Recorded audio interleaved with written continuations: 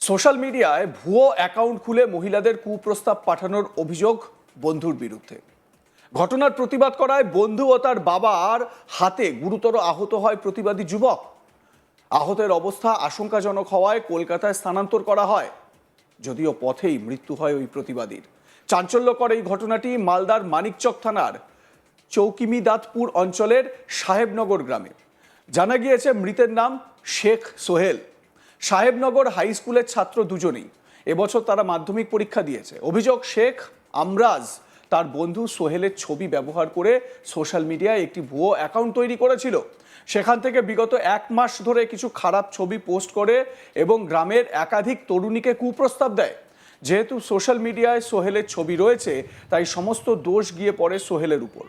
সোহেল জানতে পারে তার বন্ধু শেখ আমরাজ প্রোফাইলটি ব্যবহার করছে। এরপর বিষয়টি নিয়ে শেখ সোহেল ও শেখ আমরাজের মধ্যে রবিবার 22শে ফেব্রুয়ারি সন্ধ্যায় বচসা হয়। সেই সময় আমরাজ ও তার বাবা শেখ ফিজুর চড়াও হয় সোহেলের উপর। বাঁশ দিয়ে ব্যাপক মারধর করা হয় সোহেলকে। ঘটনাস্থলে অচৈতন্য অবস্থায় মাটিতে লুটিয়ে পড়ে ছেলেটি। ছেলেকে উদ্ধার করতে গেলে সোহেলের মাকেও মারধর করা হয় বলে অভিযোগ। এরপর সোহেলকে উদ্ধার করে চিকিৎসার জন্য গ্রামবাসী প্রথমে নিয়ে যান মানিকচক গ্রামীণ হাসপাতালে, পরে মালদা মেডিকেল কলেজ ও হাসপাতালে নিয়ে যাওয়া হয় তাকে।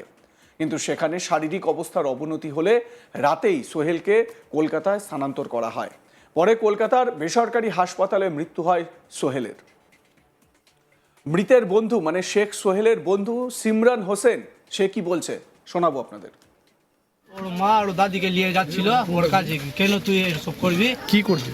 ওই কারণে ওর ডিপি লাগিয়ে মেয়েদেরকে মেসেজ করছিল। কে মেসেজ করছো? আমরা খিচুড়ের বেটা।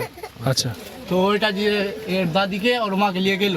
কে নিয়ে গেছিল? এই সোহেল যা মৃত্যু হলো, হ্যাঁ, ও নিয়ে গেল। তো ওখানে যেতেও দিল না, আর পিছন দিয়ে এসে আর বাঁশ দিয়ে মারলো। আমি তো দৌড়ে গেলাম, তো ওকে বলছি কি ছাড় ছাড়, তবে লাঠি চলাচ্ছে, পড়ে গেছে তবে লাঠি চলাচ্ছে। কে মারছিল? ওটা আমরা মারছিল। হ্যাঁ, আমরা আমরা বলবো কি নিয়ে যাও ডাক্তার দেখ কাছে।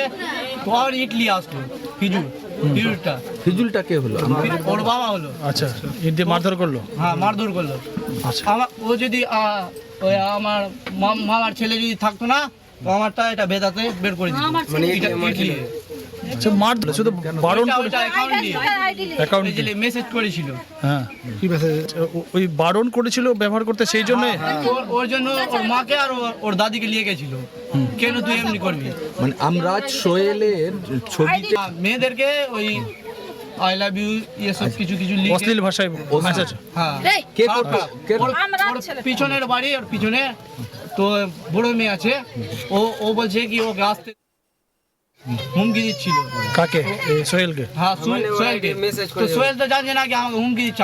আমরা ফোন করে বলছি কি সোহেল তুই আসবি তো বাড়িতে, তোকে ই করবে ও করবে, গাল দিবে, আসবে তোর বাড়ি। কতদিন ধরে এই সোহেলের অ্যাকাউন্ট আমরা চালাচ্ছিল? হয়ে গেল 1-1.5 মাস। সময় থেকে? হ্যাঁ, আর তখন থেকে জানতে পারে না কি ও চালাচ্ছে, জানছি কে চালাচ্ছে না।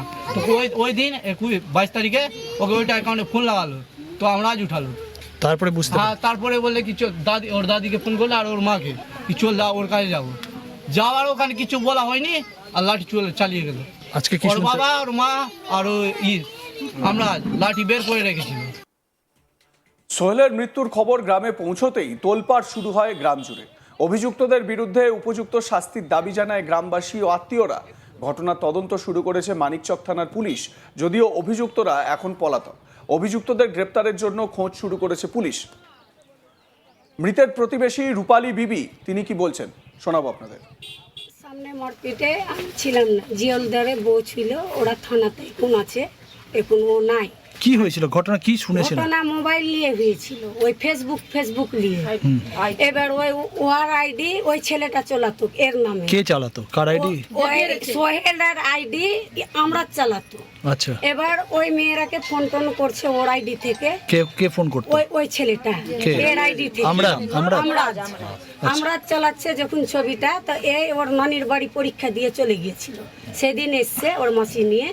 আর ওই আবার রোজার দিনে রোজা খুলে আর গিয়েছিল ওখানে জিজ্ঞাসা করতে কি আমার আইডি তুই কেনে চালাচ্ছিস। ওর মাকে নিয়ে ওর দাদিকে নিয়ে গিয়েছিল, ওখানে নিয়ে গিয়ে ছেলেটা খালি ওখানে গিয়েছে আর এর পরে পরে মারধর হয়েছে। কে মারধর করেছে? ফিজোর মারধর করেছে, আমরা মারধর করেছে, আর ওর বউ বডিটা উঠাতে দিচ্ছে না, ধরে রেখে নিচ্ছে। কেন মারধরটা করলো কেন? মারধর ওই জিজ্ঞাসা করতে, পূর্বাসাক্ষী করতে যে এরকম হয়েছে।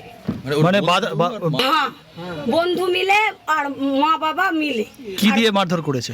লাঠি নিয়ে মেরেছে, বাঁশ নিয়ে মেরেছে, লাঠি নিয়ে মেরেছে, কিন্তু ওই বাঁশটা ফেলে দিয়েছিল কোথায়, তা আবার সকালে উঠিয়ে আবার লুকিয়ে দিয়েছে। আচ্ছা, এই যে মারধর করলো একমাত্র বাধা দিতে গেছিল সেই জন্য? না, বাধা দিতে না, ওরাকে জিজ্ঞাসা করতে গিয়েছিল কি আবার আমার আইডিটা তুই বন্ধ করে দিবি, আমার মা বান লাগিয়ে আমাকে গাল দিচ্ছে মেয়েরা, আমার মেসেজে পাঠাচ্ছে তুই আমার আইডিটা চালাবি না, এরই জন্য ছেলেটাকে মার্ডার করে। কবে হয়েছিল এই ঘটনা? এই ঘটনা 22 তারিখ সন্ধ্যাবেলা 7টার সময়। তারপরে কিভাবে উদ্ধার হলো? উদ্ধার কিভাবে, জিয়াউলের ছেলে, দুটা ছেলে আর ওর বউ রমা বিবি, ওরা উদ্ধার করেছে ধরে।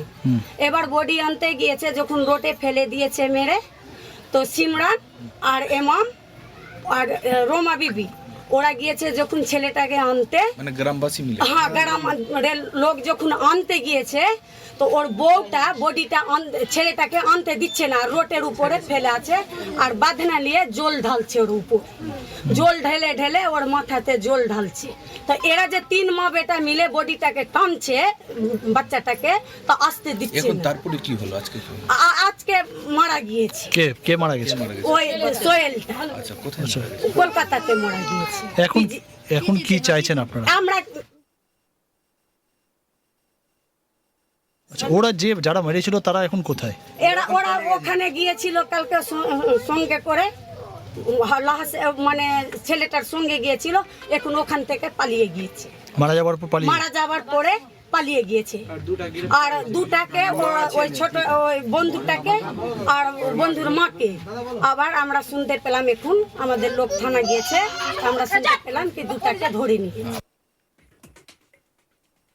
অর্থাৎ প্রথমে বন্ধুর সঙ্গে প্রতারণা, তারপর বন্ধু যখন এর প্রতিবাদ করে তখন তাকে জানে শেষ করে দেওয়ার প্ল্যান।